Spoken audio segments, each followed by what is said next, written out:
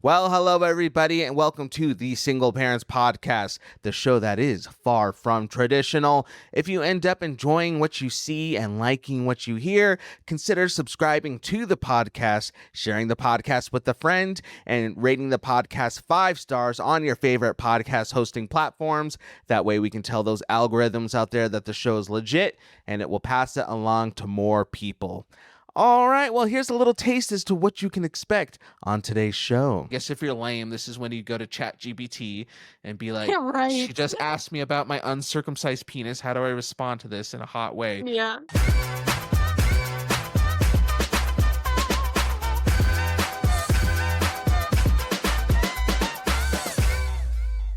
Hey guys, Jess and Anthony are here. We're back at it again this week for another episode of the Single Parents Podcast. How are you doing? Whew, I am good. I'm still hot. I think it's my body's kind of bugging out a little bit because in my head mentally, we're like supposed to be in fall season. So I'm thinking hoodies, I'm thinking like hot chocolate.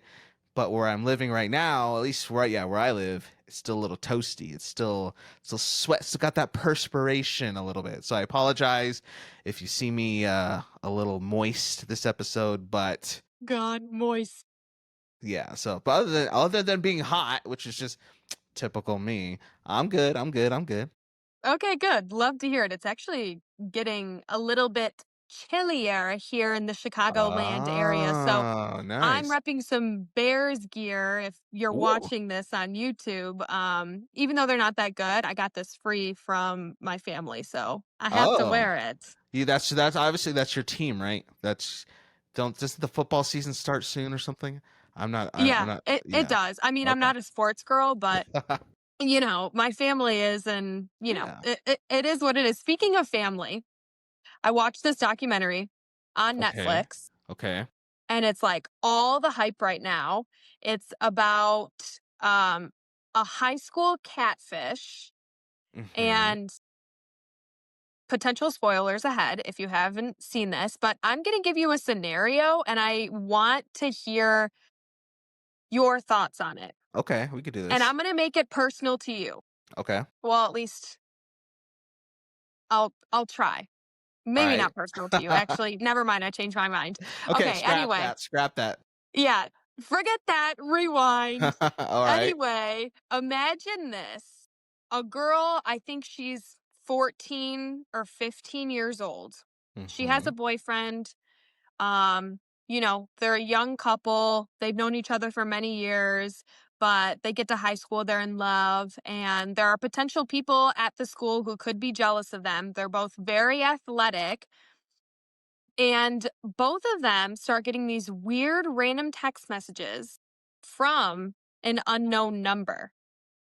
And these text messages are weird. Like the girl was getting text messages saying, your boyfriend doesn't want you, like he doesn't love you, like crazy, absurd things like that. Okay. And progressively, these text messages got worse and worse. And it started saying like sexual things to these 13, 14, I don't even remember how old they are, 13, 14, 15, whatever. It was saying sexual, vulgar things in these text messages. Like they were outrageous. And at one point, one of the text messages escalated to telling this young girl to like unalive herself, which is absolutely insane. And so this whole time it's a catfish. They're trying to figure out like the FBI gets involved because it's a really intense case and the school is involved with it and the parents are working really hard to try and figure out who this person is. Mm-hmm. And imagine like who would you think that the person, this unknown number could be? Like you think it's somebody at school who's like jealous or something like that, right? Yeah, like I've seen TV shows about stuff like this. Like you get an anonymous text or like a cyberbullying thing, and it's like somebody from the school. It's like the whole, I don't know, like 13 Reasons Why. Yep. Um, what is that? Pretty Little Liars, like that whole vibe. Yes. Yeah, somebody from the It's like school. somebody that you know usually. Yeah. And it ended up being somebody that this girl and the boy knows. Okay. Um, it ended up being the girl's mom. Wait, the teenage girl's mom? Yes, the teenage girl's mom was, I think, sent over 700 texts in 2 years and was saying these vulgar, inappropriate, talking about private parts in these text messages. She even told her daughter to unalive herself. Wait. And when the police came to confront her, it was so weird because she was like caressing her daughter and like holding her and stuff. Isn't that so bizarre? So, and you said like sexual stuff was involved and Yes. She was talking about how like she said something, I think the boyfriend's name was Owen or okay. something like that. Like, Owen doesn't wanna be with you because you don't give it up to him. Was she, like, encouraging her 14-year-old daughter to, like, lose her virginity? Yes, but like I'm guess what do you just was the mom in this documentary? Like you know how documentaries like you'll sit down with somebody and they'll get in Yes. front of the camera and talk? Like was the mom talking in the documentary? She was, and she was talking the whole time, not the whole time, but, like, she gave an introduction to their relationship and her daughter, and so, like, the whole time, and it also talked about how that mom was, collaborating with the other mom, the son's, uh, mom, and they were talking about how they were gonna try and find this person and all this stuff, and it's so weird because in the end, it ended up being the mom. So did she say like what her motivation was? Like why did she do that? Was she trying to like She make her daughter more popular? No, she, like, didn't even there was no motive in the documentary, and I'm sure if I did, like, a deep dive into it, I could Yeah. figure it out, but even, in, like, the body cam footage, because that was in the documentary of, like, confronting the mom, the officer was like, "What do you have, like, an obsession with this boy? Are you jealous of your daughter?" Things like that, and she was like, "No, no, like, not those things," and I honestly think she had, like, other, demons in her closet, and Yeah. she was dealing with stuff with her marriage, financial things. She was lying to her husband saying she had 2 jobs and she literally had no job. That's why she was spending all this time texting her flippin' daughter and her boyfriend. Um, but I think she was probably just really wanting the attention from her daughter and she, like, couldn't connect with her, and I think mom needed to feel like her daughter needed her in some sort of way. Well, That's just my opinion and take on it. that's crazy. Like, if you want attention from your daughter, then take her to ice cream, take her roller skating, go to the movies, play some Monopoly, I don't know, Parcheesi. That's so weird. That's like a million different things you can do instead of cyber stalk and cyber bully your own daughter. Like, Isn't that that the is wildest thing? psycho. Obviously, like you said, she's a little crazy, sounds crazy. Yeah. So there's that obvious statement out of the way.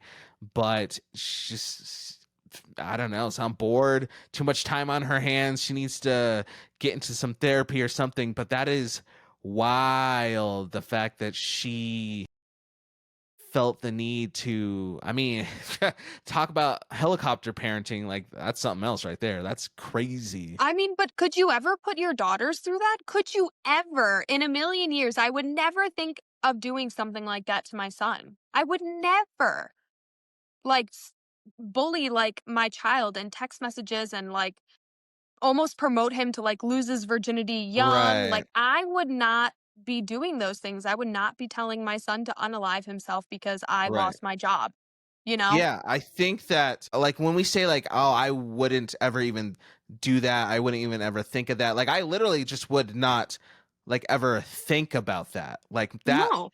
I like I say like I wanted to get closer to one of my daughters. Maybe they're getting older. We're drifting apart. We don't talk as much anymore. She doesn't want to watch a movie with me.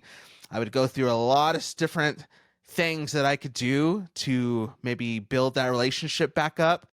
I would probably have to go through 500 different options before I probably would even consider that. So the fact No. that that pops in her brain as like a rational thing to do, it's not right. I It's know. not right. It's just it's people experience the wildest things, and actually, Anthony and I both have joined these single parent groups on Yeah. Facebook. And people share wild and crazy stories on those Facebook groups. And we thought it would be a great idea to share some of these things that might be posted on these pages looking for advice, or if they have questions or sharing stories, things like that. Both of us have prepared a few, and so we're going to go back and forth reading it to each other, and we're giving back to the community by giving advice to you people that are on those Facebook groups. And even if you're not on those Facebook groups and you're just a part of this podcast community, we have hopefully some of the answers or can shed light on your experiences. I'd hope so. I hope like between the two of us and all of our lived experiences as single parents over the years, we're able to help some of these poor folks. Because, like you said, like I've been in these Facebook groups, Facebook single parent dating groups for a while, and some of the things that they share are just it's really kind of sad. It's kind of heartbreaking. This type of stuff that a lot of them are going through, and honestly, it's sad not because they're going through crap like that is sad, but it's not like pathetic sad, but it's the sad to the point where a lot of them, you can just tell like their confidence in life and dating just isn't great. They've been through a lot in the past, so when they talk about, hey, I'm talking to this new guy or this new girl and we went on this date here or there, and the stories don't end the best, like you can just tell like it's just because their self-confidence to stand up for themselves and set boundaries and to not put up with certain things just isn't established. And so they put themselves sometimes into some pretty crappy situations just because maybe they don't feel like they're worthy enough for anything else or anything better. But we're here to tell you first and foremost, like, yes, you are. You guys are awesome. You're hot. You're beautiful. You don't have to put up with some of these shenanigans, some of these things we're going to get into. So just know that. Don't forget that. And yeah, I'm excited to talk about some of these stories though, because they're definitely interesting to say the least. Yeah, I feel like mine are a little bit more like sappy and needing advice. And what Okay. a change from last week. Last week we Yeah. were real raunchy. Last week we were, I guess, feeling a little spicy a little bit, but that's Yeah, okay. it's okay. Now we're making it a little bit more sentimental. It's good to like be Sure. well rounded, you Yeah, know? yeah, yeah, yeah. You don't want to be too spicy all the time, otherwise you just get the freaks, the freaks like the mom who wants to sext her daughter hitting you up. You Yeah. get those type of freaks if you're a little too feisty. Yes. Oh my God. Wait, that's so funny. Okay. Um, I can go first. Okay. I like actually took screenshots and I just printed them out on a piece of paper. So I'm going to read exactly what it says on the post. It's short. It's like a couple sentences, but hopefully you can give some good advice to I got these people. this. I got this. Hit Um me with it. okay, it says single mama here. How do you handle it when your 5-year-old asks to see their dad, but their dad isn't interested? I text him, but no reply. He's been asking about him a lot since starting school. He understands who he is, but how do I explain he can't see him at the moment without upsetting him? It's breaking me. Oh man, that is tough. Oh, that's a rough one. I think off the top of my head, I guess the best thing that you can do is to just be honest, but honest in a way that's contextually relevant and appropriate for a 5-year-old.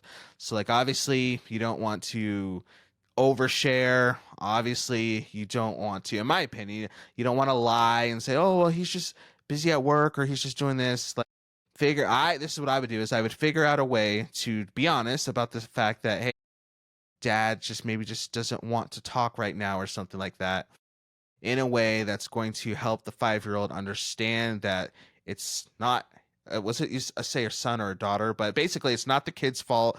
The dad doesn't want to talk to the kid, not because of something that the kid did. It's just the other parent or the dad. It's all on them, nothing that the kid did wrong.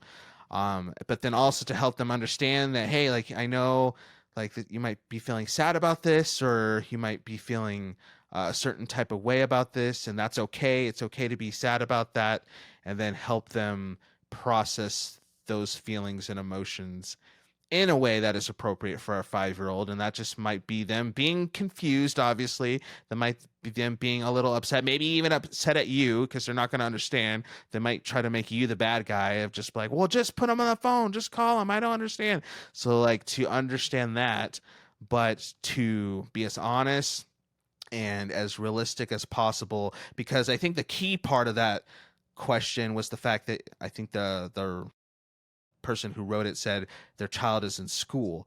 So Mhm. probably a lot of it is they're at school, they're seeing the other friends get picked up by their dads or talk about their dads and stuff like that. So there's already feeling a lot of that comparison, a lot of that I'm lacking something because my classmates have something I don't have. So a lot of it probably is, I'm not saying that the kid doesn't miss their dad. I'm sure they do, but a lot of it probably is like, oh, how come everybody else gets to go play football with their dad after school or go on a walk with their dad after school, or their dad picks them up and I don't? I feel like compared to my friends, people in my class, I need that. So let me try to rectify that, because maybe there's something they're realizing, there's something, I don't want to say wrong, but there's realizing there's something different because now they're in an environment where they're being able to compare their life to other kids and realizing, oh, something's a little different here. So I would really keep that in mind, that that's probably a big motivating factor of it, is the fact that the kids in school sees what's going on with their friends and is starting to compare a lot. Yeah, I definitely agree. You're talking about how it has to be an appropriate way to explain Hmm. things to a 5-year-old because that I think that's kindergarten. Yeah, kindergarten. They're just Yeah. starting school. Yeah, 5 and 6-year-olds are going to kindergarten and it's their first time in school, the first time they're seeing families together, moms, dads, whatever, picking them up. And it's just mom picking up this child. I think it Yep. says him. So Him. Okay. it's a boy, a son. So relatable. I can Yeah. Yeah. understand that because Yeah. I Exactly. know that's something that I might face one day. You never know. So it sounds like they probably don't have some sort of father figure in their life that maybe is around consistently, which probably makes the child think about their father and how he's not around. It's really tough because figuring out how you're going to explain that to a 5-year-old is just a tricky situation, and I agree with you, definitely don't do any lying, but I also don't think you could be super straightforward with a 5-year-old. I think Yeah. that's what's really tough, Yep. is trying to dance around the subject of saying like, "Well, your dad doesn't wanna talk to you." I would probably say something that's not as deep and heavy and probably just say something like, he's not able to, but Yeah. here's who we do have. Ooh, there you Here's go. who we do have around. Like, I think not focusing on the bad, but, they're supposed to say for every like bad thing, you're supposed to think of what, 5 good things. Oh, there you go. Nice. So I would probably do a sandwich effect, something that I learned in teaching. It's something that you would do during a parent teacher conference or when you're trying to explain something really tough or you're about to give advice, like Yeah. something good, like, hey, I'm really glad that you're bringing this up to me. And I'm so grateful that you feel like you can be honest with me. Hmm. I understand that this is probably something that's really tough for you. I wish we could do this together and your dad could be Nice. around, but Right. unfortunately, he's not able to be around right now. And then you sandwich with another good thing on top saying, Ooh, nice. I know that one day we're going to have somebody step into our lives who is really great and they're going to want to pick you up from school all the time and Yeah. they're going to want to talk to you on the phone all the time and we're going to have great family fun together. So I feel like that's how I would go about a certain situation. And I know something like that is really tough, especially because I know that I will most likely have to go through something like that eventually. Mm, right. But my advice is sandwich something good, something bad, and then something good again. And then just focus on the good. I wouldn't pay too much mind to it because in a Right. five-year-old's mind, I mean, they could dwell on it for a long Mhm. time, but the best thing is probably redirection. Acknowledge it and then redirection and move on to something better. So That's that would good. be my advice for a tough conversation with a 5-year-old. Yeah, either way, it's going to be tough. It's not going to be fun. They're not fully going to understand it. I just think, yeah, being as honest as possible without. When I say about like being honest, I think my big thing is not setting up the child for false expectations. So it's easy to say, oh, well, your dad's at work, he's busy. I'm sure he'll call later or something like that. Because then it kind of dampers the intensity of the moment there, because you're like, okay, cool, like he'll call. But now those expectations of like, oh, well, then he'll call later, um things of that nature. So I wouldn't, if for sure dad's not calling later, I wouldn't try to ease the tension by just making false promises or statements that the child can just continuously be disappointed by in the future. If you're just, rather than just being straight up and as honest as possible and engaging in those hard conversations, so that way the child's able to, in their own way, kind of adjust their expectations going forward. And then obviously just, I wouldn't, talk a whole bunch of crap about the parent and go the direction of like, well, your dad's a piece of shit, so that's why he's not calling, and he's the bomb, and not like, don't do that. Like, No. not that honest either. So find that nice, like I said, for the context that's appropriate for a 5-year-old, find that nice middle ground. Yeah. Oh, you're such a good dad. You're so wise. Yeah, Kudos to because you. all my gray hairs on my head will attest to that, man. Oh my It's gosh. part of Okay, being a okay. old 30-year-old dude. Um, okay, you ready for yours? Yes, I'm ready. Let's see. I want to do this one because I have a kind of a part B to it. Okay. So this person in this Facebook group, single mom, I guess talking to a guy, she just posts, I think I'm talking to someone who is using Chat GPT to have a conversation with me. Oh my So god. she wasn't really asking for any advice, but let's just say the advice was, I think I'm talking to somebody who's using Chat GPT to talk to me. What do I do if I suspect that? How do I navigate that? Do I even bring it up? I don't know. So you're talking to a guy. You think like, this is sounding very AI-y. How would you handle that? Well, I am a fellow ChatGPT lover, but ChatGPT does not dictate everything in my life. Although it is a huge part of my life and I do love ChatGPT, I would never use it as part of my identity to talk Mm-hmm. to people.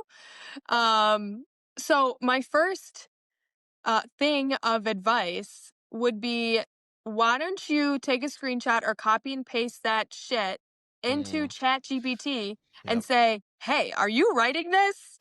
Is this AI? Can you tell me all of the red flags and if Oh. this is AI or not, or am I being dramatic? So ask the source, ChatGPT. Head straight to the source and see if it's AI. I probably wouldn't even ask the other source about it. I wouldn't even ask the Oh. guy. I Okay. wouldn't be like, oh, are you using ChatGPT to talk to me? First of all, I think I need more information from this person. Like, do you go out on dates with this person? Do you just have conversations over text messages? Do you go out? Can they hold a conversation in person? Okay. Because that's really what it matters, or that's really what matters. Can this person actually have a conversation and can you connect with them and have a good time with them in person, over FaceTime, whatever it is? But if you're just texting them all the time, that is just not the vibe. I would never want to text somebody all the time. I mean, to each their own, I guess. But why would you want to be in a relationship or date somebody that is AI, like, that can literally not even hold their own conversation? You're not looking to date ChatGPT. You're looking to date Frederick, who Ooh, Frederick. lives on Smith Lane. I don't Yep. know. Mm-hmm. So that would be my advice, is ask ChatGPT is this you? Is this AI? And I think you really have to evaluate if you like this person truly or not, because are they fun in person? Do you have a Yeah. good time hanging out? Or is everything just a dud? Then, like, why are you wasting your time? Why? Well, so I guess I know actually, yeah, on last week's episode. So last week's episode, we talked about the fact that one of your biggest icks is guys just being weird.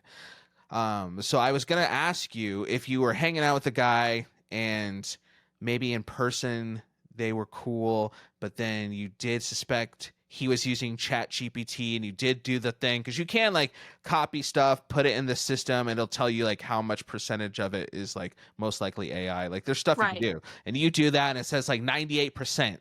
So you're like, man, this guy's been cool, but like I go through all our messages, and 98% of the time he's using AI to talk to me. Like, would you continue with that person and just be like, bro, like you don't have to use AI to talk to me, but let's still hang it out? Or would you, since you don't like weird, would that just be too weird for you to keep going on?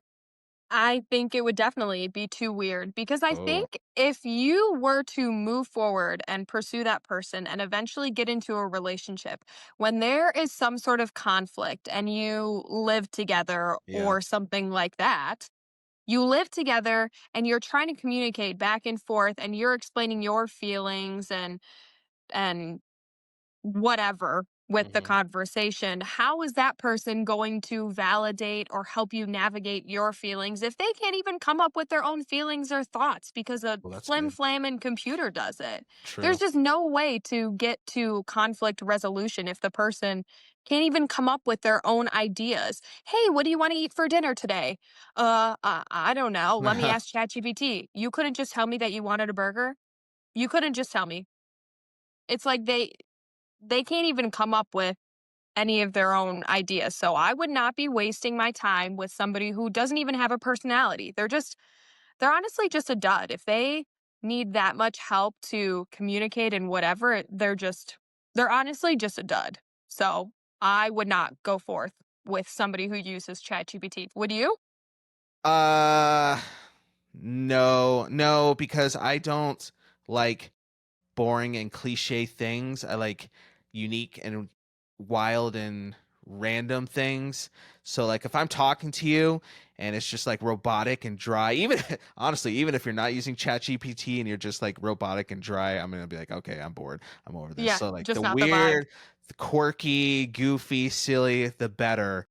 But we're gonna test this a little bit. We're gonna test this to see if you would really stand on business, Jessica. Because Oh, okay. I'm scared. what I did is I got on chatgpt.com, www dot, and Okay. I just put in the prompt. I said something to the effect of like, hey, I want to hit up this hot, beautiful girl, but I need you to help me send some text to her that's going to be fun, that's going to be flirty, that's going to get her to want to go on a date with me. So what you got? And so ChatGPT gave me 4 texts to send a hottie.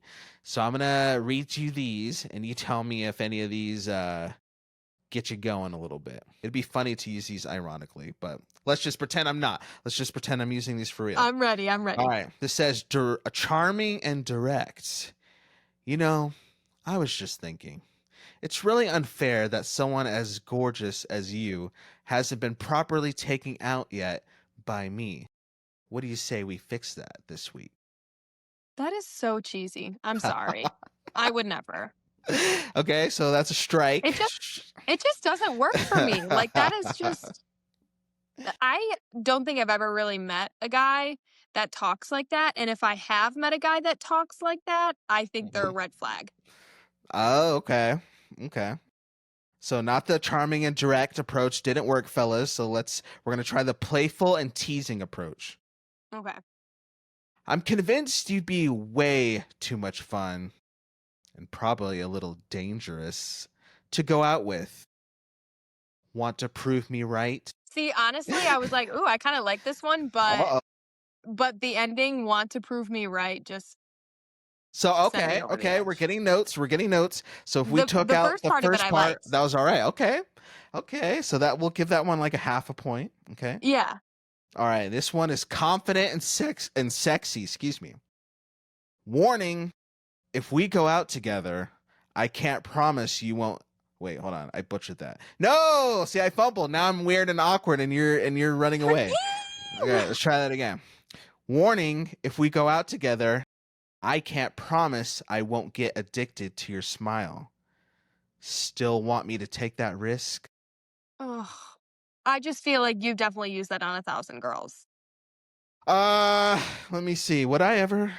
Um, I mean, maybe not you, no. but like if a guy sent that to me, I'm like, how many girls has this worked on? And I definitely, okay, anytime I would get messages on the apps that were Yeah. similar to that or all Mm-hmm. these things that you're saying, I Yeah. would actually respond. Last week, I was explaining that my red flag is that I'm a bitch. So when anytime that I would get a message like that, I would reply and say, how many girls did this actually work on? What would And then they I say? probably wouldn't answer them again. Oh, you just move on. Yeah, it's just not the vibe. I don't know. I don't know. It's just it really doesn't do it for me. Well, I don't like this lot. Well, I don't want to I don't want to influence you in any way. I already don't really like this last one, but we'll try it. Okay. It says light and fun. I have a crazy idea. You plus me plus good food plus laughter. Pretty sure it's a guaranteed good time. When are you free? Just like that one. I feel like that one's a little nerdy. A lot of See, math. A lot of math in there. A lot of plus signs in there. I think like if it were me trying to say that, it would just be like you, me, dinner, 7 p.m. Friday, this place. Okay. I feel like that would be better. And you would It's just like. it's doing too much. I don't know. Well, but you said last week you like the guy to lead, to take charge a little bit. So Yeah, that you would be taking charge to pick the place, that the would time. if a guy said, "Hey, here was the plan. You're free Saturday night." I already know this because I talked to your friends, so don't try to lie. We're going to Luigi's for Italian food and Oh, margaritas. I don't know if they sell Italian margaritas. food and margaritas, what a mix. Wait, that's actually two of my loves. Oh I wait, love that's right. margaritas and I love pasta.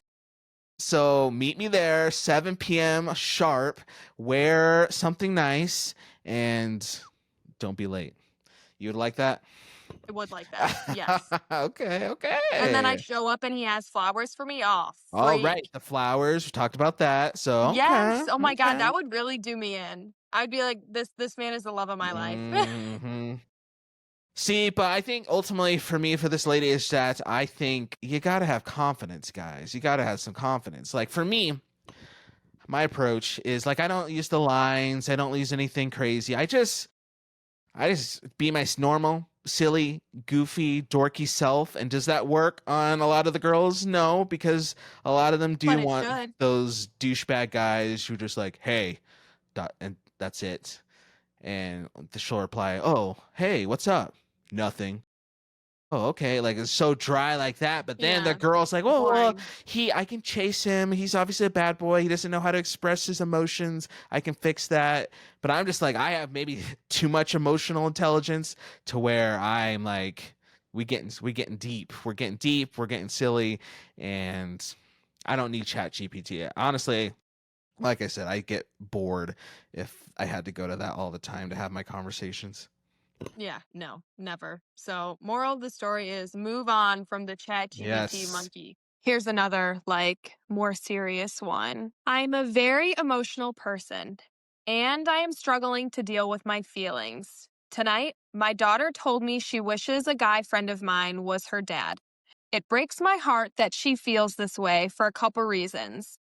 I wish her dad could get better and be a dad to her.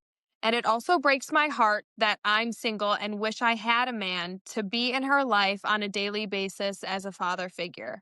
I do appreciate that my friend is great with her and that she has someone she views as a father figure, though. What would be your advice to Hmm. this person? I guess I'd have some questions for this person, to be honest. How do I say this? How I'm trying to decide how blunt and You should just straightforward I be would be. blunt. Like, Okay. why is this male friend around so often? Yes, thank you. Thank you. That was going to be my question. I was like, I feel like if your daughter's getting comfortable enough around a certain male friend to be saying things like this, number one, like, you might want to think about that boundary wise. But number two, is she thinking these things because maybe you're acting in a certain way that's kind of like leading the witness, if you will, to use court talk? Because I would just be like, so you admitted that you're lonely, you want somebody, you have this guy friend,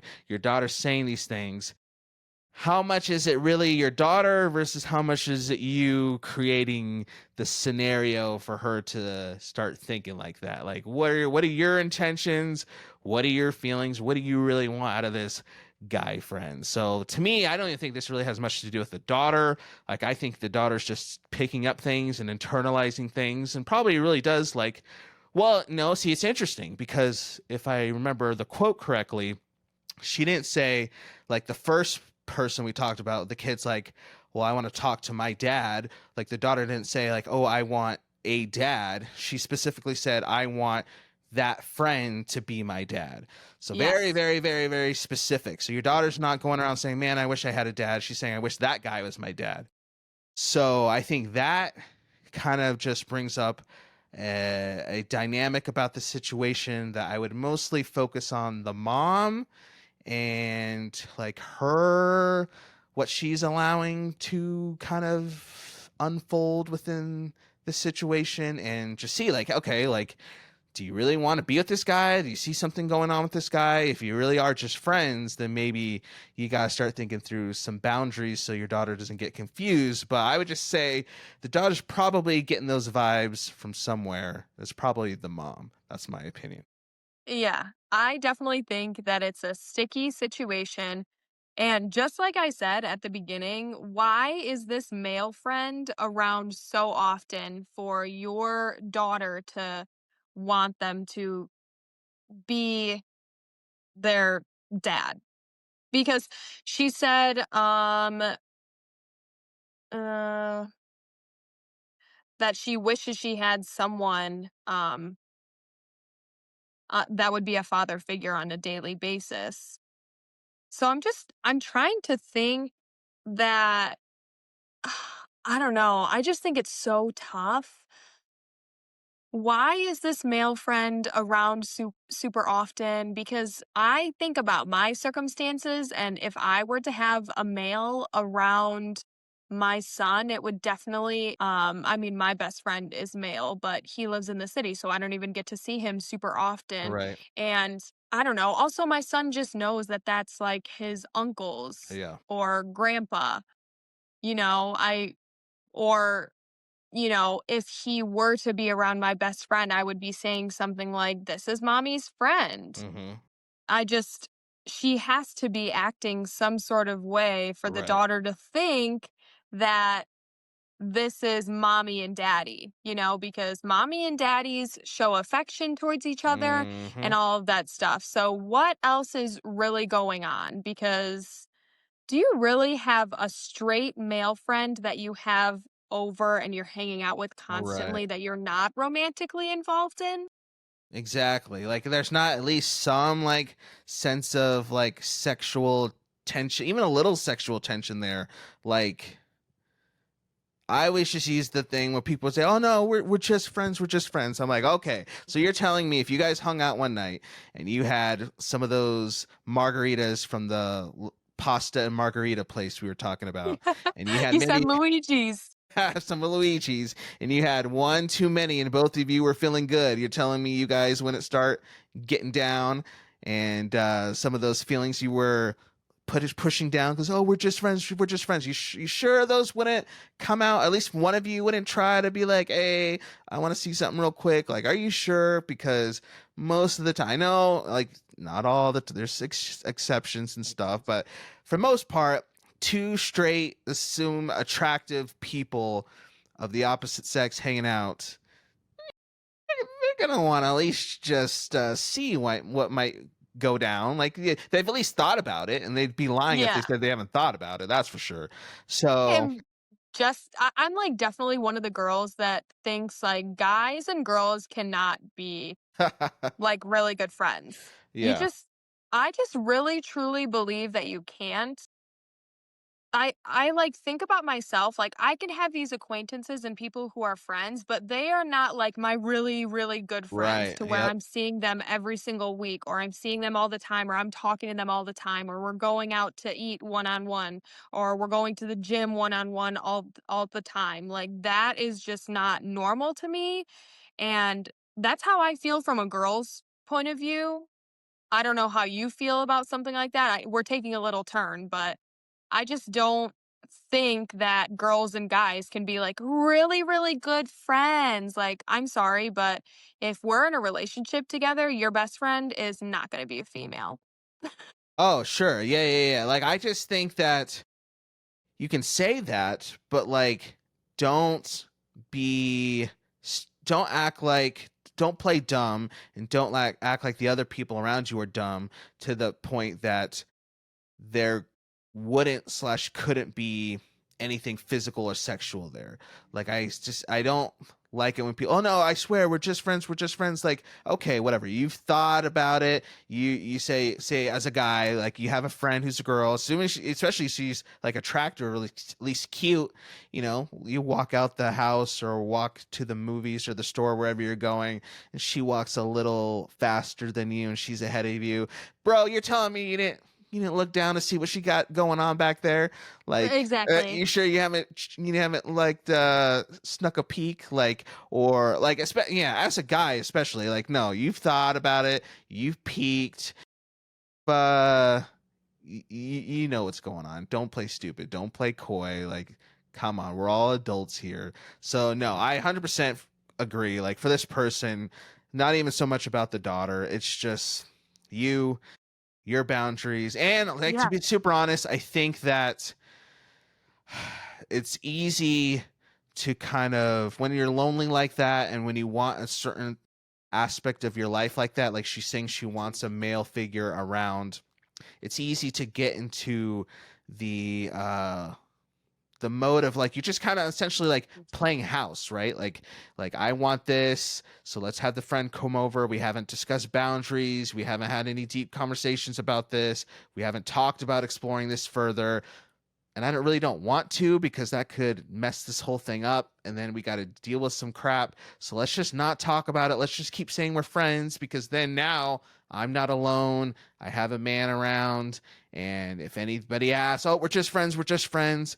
But Yeah. I'm still getting some of the things that I think I'm lacking of in my life. So it's easier just to kind of play that game instead of actually address the stuff that needs to be addressed because there is that risk of like having it change or whatever. Yeah, that's actually so true because she started out the post with saying, I'm a very emotional person and I'm struggling to deal with my feelings. So clearly she's struggling with the single mom thing and she's being really emotional about it. And I think she just likes the comfort of having some sort of Exactly. guy around that she trusts. And Yep. I think it's more so an evaluation of her actions and what she wants moving forward with this guy. And is he actually a friend? Is it worth it to put your daughter through something like this? I don't know. It's just, you really have to think about all those factors. So I don't Exactly. know. It's really something she needs to She got reflect to on, figure it, to be girl. You got to honest. figure your stuff out. You got to lock in. You got to figure that Yeah. out. All right, so your next one might be kind of straightforward. I know we kind of gotten deep and broke down those a little more than maybe this one needs to, but we'll see. We'll see. Let's just see what your thoughts are. So I'm Okay. gonna read this because this is kind of like a whole story, so you got to get the context. So here we Okay. go. Okay. Says I'm looking for some input, and bear with me. It's gonna take a bit to get to the point. So she's about to yap. So let's see what she's Okay. yapping I'm about. ready for it. Last night, I was having a phone conversation with a gentleman I had recently matched with. It was going well, and he mentioned something about needing to prove he was Jewish to a rabbi. I jokingly said something to the effect of, "That should be easy. Are you circumcised?" Yes, I am aware it was a bold statement, but I wasn't truly asking him, nor was I expecting him to respond. Maybe just a laugh. He later then jumped to that I should come over and perform a certain sex act on him, and then I'd know if he was circumcised or not. I abruptly ended what was an otherwise great conversation that had lasted an hour plus. I guess my question is, did I overreact? He did not say it in a joking way and only seemed apologetic when I tried to end the conversation. I guess I am to blame for opening the door to that type of proposition because of my comment, or is it all on him? What do you say? I think that almost all men think sexually. Mm-hmm. Like, it's always just on their mind. Yeah. And he probably had it on his mind. And she just gave him an in Yep. to bring it up. So, I mean, I don't really know what happened after the conversation. She said that she ended it Yeah. abruptly, Yeah. but I mean, why would you even, in my opinion, is like, if you didn't want things to get sexual, like, why are you going to talk about somebody's private part? Like, why even bring that up unless you wanted it to take a certain turn? Mm-hmm. I don't know. And maybe she was just doing it in a joking way. I do kind of feel like it is a little bit on her, but it's also a little bit on him because I bet you he was thinking sexually. She gave him the in, he took the bait, and then he took the conversation to another level. And afterwards, I'm not sure if she said anything or if she just ended it, right then and there. She could have said something like, "Oh, I really wasn't trying to make the conversation sexual. I'm sorry if you took it that way." So it depends on how she were to rebuttal when he brought up something sexual. So it's a little bit on him, but it's also a lot of it on her. I mean, why even bring up somebody's private part in the first place if you don't want to talk about something sexual, because you know that it's on every guy's mind. So as soon as you bring something sexual into the conversation, they are going to run with that. Yeah, you're So, not wrong. Yeah, as a guy, I could say we're always, especially when it's a girl we're like newly talking to. Um, you want to thread thread that balance of flirty, respectable, fun, build that friendship, build that rapport, but you don't want to stay too friendly and buddy buddy because then you risk getting in the friend zone and she just yeah, thinks of you you don't like want to be in the that. friend You zone. don't want to just always ask, well, how was your day? And blah, blah, blah. Because then she's like, okay, like you want to get that spice in there. So Yeah, you're trying to test drive that so car you're before you buy trying it. to see, yeah, you're trying to see, okay, where's my opening? Where's my hole? Where's the door? So yeah, obviously all guys we're thinking that. I'll admit, like, yes, I'm talking to a new girl. I think for this guy, he needs to learn the art of the finesse. Like you got to be a little bit more skilled in how you go about that. Because to I guess answer the question directly, if I was in this guy's shoes and she said that to me, I don't know, I'm not Jewish, so I wouldn't be in this very specific circumstance, Right. obviously. But let's just say, for the sake of the discussion, I got that text from her. I would see that as like, oh, okay, I see a little crack in the door. Yeah.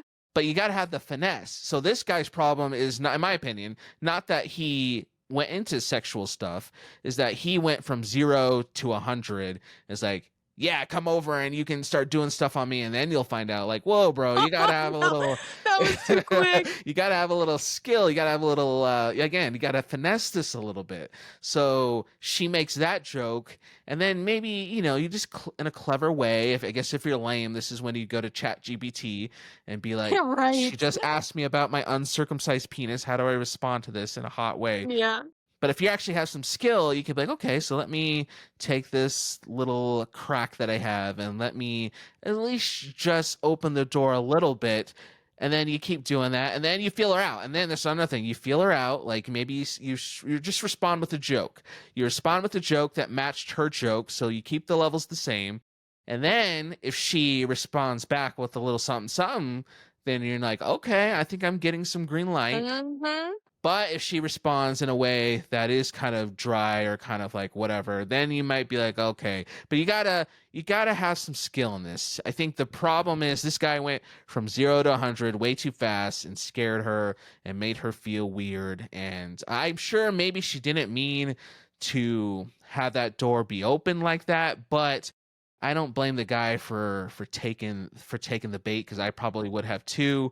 I just think the girl just needs to not be naive to the fact that if you bring that up, it could lead to other discussions, because the guy's trying to feel out, like, okay, how spicy can we get? And if you're the guy, you gotta slow down a little bit, brother. Pump the Yeah, brakes, no, he brother. does. Yeah, pump the brakes. Oh my gosh. Because then you just sound the guy just sounds desperate. Because if you go from like that one thing to like, hey, you should come over and blah blah blah, then it's just like, okay, well now you're making it seem like you Yeah, you don't have any game, you don't get this done very often, so you'll take any little morsel and be like, right. please come over, please come Oh see, my come see. gosh. The So begging, the begging. no, so that's my response. I think I guess I'll just, yeah, speaking more to the guy, you just gotta play the game a little bit, brother. Yeah.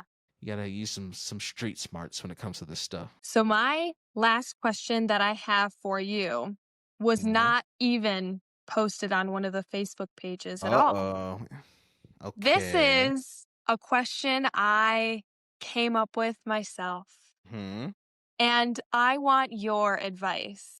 Okay. I got A you. I single got you. dad to a single mom. Hmm.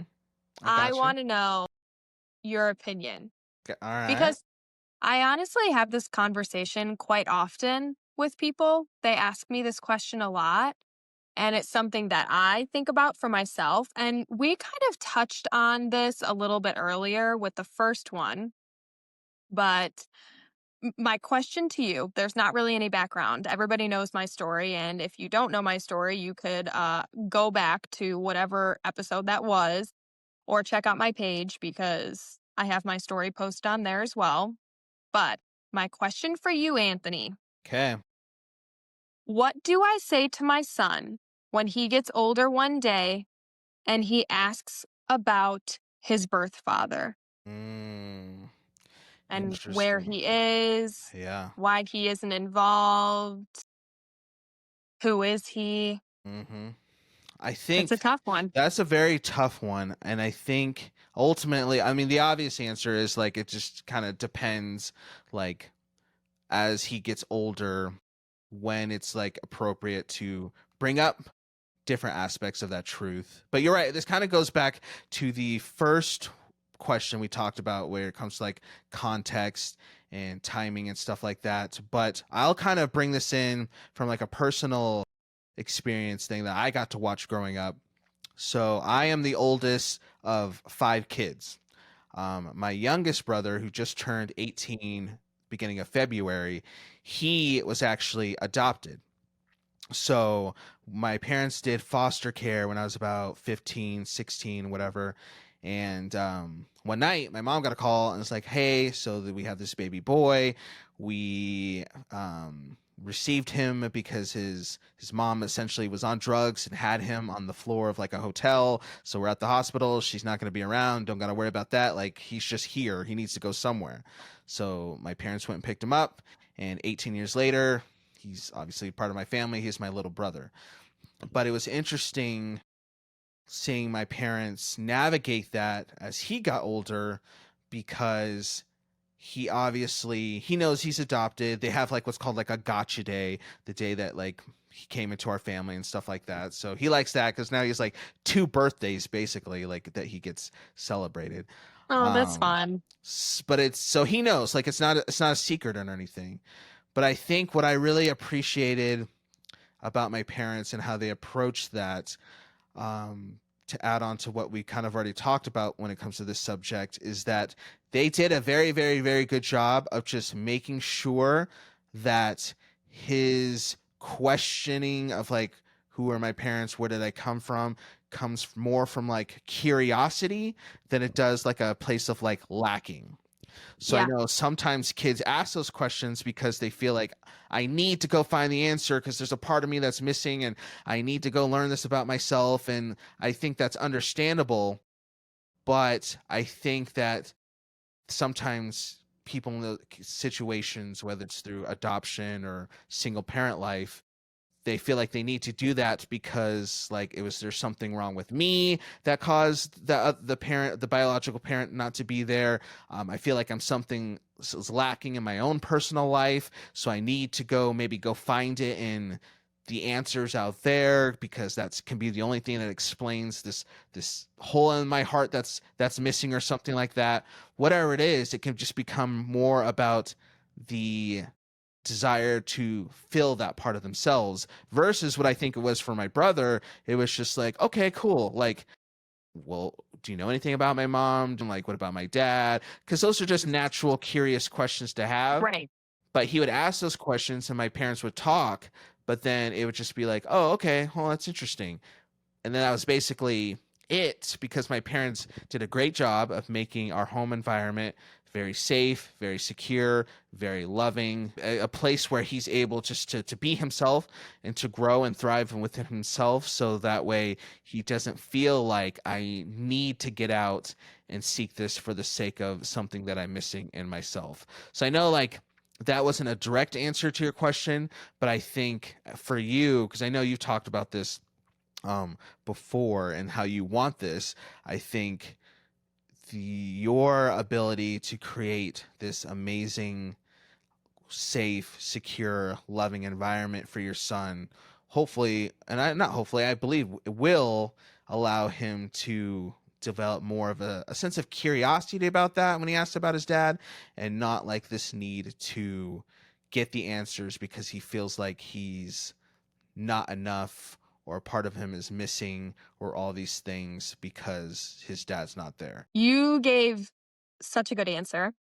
I have this conversation with people all the time, Mm-hmm. and I always think about how I'm just going to know what I need to say in the moment. When I give myself a little outline, I think when he's younger, I would say something more like, he just wasn't able to be a part of your life, but, Yeah. mommy was. Mommy was ready. She loves you, and you were the greatest thing to ever happen to me, and whatever. Yeah. But, your dad wasn't able to. And hopefully by that time, I would, be with somebody else, Right. that would be the goal. And I could say, well, we have so and so, and he's like your dad, or, Yeah. something along those lines. But, you never really know what you're going to say until it's actually in front of you, or you're actually starting to have a conversation. But I think maybe once he's older, I can consider talking about what actually happened, like once he hits, 15 or something like that. If he's more Mm-hmm. curious, I probably won't bring it up to him myself, but if he decides that he wants to talk about it more in depth, I definitely could. I could talk about how, like, I was seeing your dad, and he wanted to get an abortion, but I didn't want to do that, and so I Yeah. decided that I was going to raise you all on my own, and I Yep. am so glad that I did, and whatever. But I think when he's younger, it's just going to be your dad wasn't able to, but Mm-hmm. I was able to. Now we have so and so, and he's just like your dad, or something like that. Exactly. Um, and then as he gets older, I could always explain a little bit more. But yeah, I don't know. I think I'll just navigate it as I get there. And I love what Mm-hmm. your family did. I feel Mm-hmm. like I love that. It's inclusive and it makes them feel good. It makes the rest of the family feel good, like they're welcome, Mm-hmm. comfortable.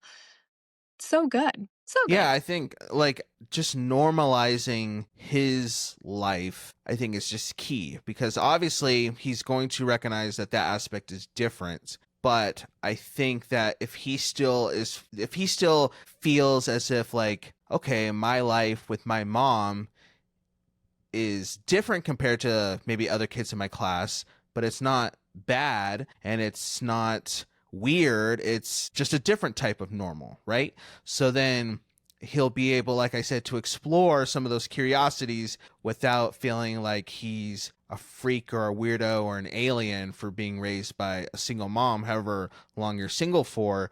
It'll just be like, well, this is just my normal. This is what I know, but my normal's pretty good. My normal's a loving, safe place for me to thrive. So I don't really feel like I need to go out and pursue all these other answers because I feel like a freak in my own circumstance. Yeah. I think definitely thinking about how normal is different for everybody. Mm-hmm. Because right now, he doesn't even realize that his normal is different. Yeah, exactly. He has Right. no idea that his normal with just having mommy around is different than any other kid that he goes to daycare with and is in the toddler room with.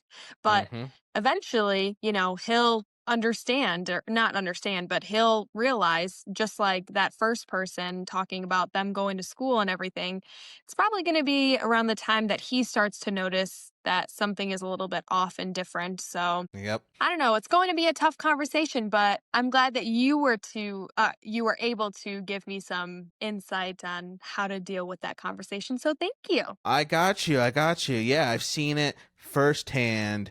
That even though people's situations may be a little different, as long as you, as a parent, keep loving your kids and doing right by them, then they can still turn out okay. So we got this. Yay, I'm so happy. Is there anything else that you want to add or say to the listeners today? Any advice for the single parents out there? Guys, don't use Chat GPT to talk to the ladies. No, Don't don't. do it. Just be yourself. Take your time. Pace out your skill a little bit. Don't scare the ladies away. But if you play your cards right, then you too will have a nice time at Luigi's Pasta and Margarita restaurant.